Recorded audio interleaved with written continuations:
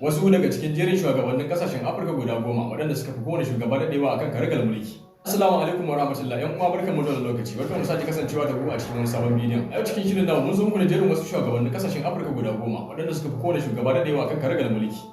Dan haka mu je cikin shirin wanda ni Idris Abdulkadir zan gabatar. Shugaban ƙasa na farko a cikin jerin shugabanni mafiya daɗewa akan mulki a nahiyar Afirka shine shugaban ƙasar Equatorial Guinea, wato Teodoro Obiang Nguema Mbasogo, wanda ya shekara akalla 43 akan mulki. Sai shugaban ƙasa na biyu shine shugaban ƙasar Kamaru, wato Paul Biya, wanda ya shekara 41 akan mulki.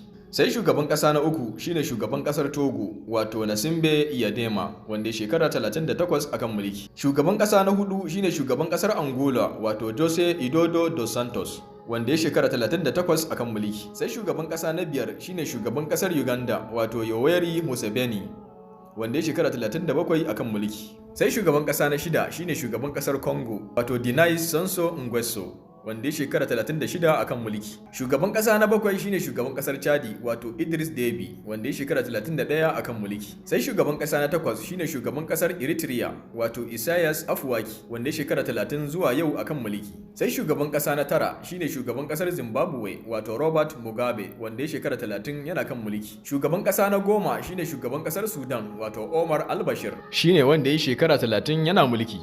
Sannan ya shekara 4 a matsayin shugaban mulkin sojin kasar. Yan uwa waɗannan su ne jerin shugabannin kasashen Afirka guda 10 waɗanda suka fi kowane shugaba daɗewa kan karagar mulki. Dan haka a nan za mu dakata, mu kasance tare da ku a shiri na gaba. Mun gode. Assalamu alaikum wa rahmatullahi. Ina yan uwa masu na sayar kuma sayar da data. Domin samun data mai arha da kuma inganci, ku sauke wannan application din mai suna Aminci. Hakika wannan application din na Aminci Data ya zo muku da za ku saya da kuma sayar da data mai inganci cikin farashi mai rahusa. Ku saurin ɗauko wannan application din a Google Play Store domin more data mai inganci da kuma araha. A Facebook kake kallon wannan bidiyon, ka duba sama za ka ga link sai ka danna zai kai ka wurin da za ku ɗauko wannan application din. Mun gode.